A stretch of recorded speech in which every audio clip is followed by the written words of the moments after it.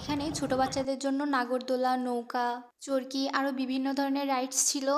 নাগরদোলায় ওঠার খুব ইচ্ছে ছিল, কিন্তু এত বড় লাইন দেখে আমার সব ইচ্ছে একদম নিমেষে শেষ হয়ে গেছে। আগে জানতাম বিমান আকাশে ওড়ে, এখন দেখি বিমান রাস্তায়ও চলে। আগে ট্রেনের রাস্তায় শুধু ট্রেন চলতো, আর এখন ট্রেনের রাস্তায় বিমান আর ড্রাগনও চলে।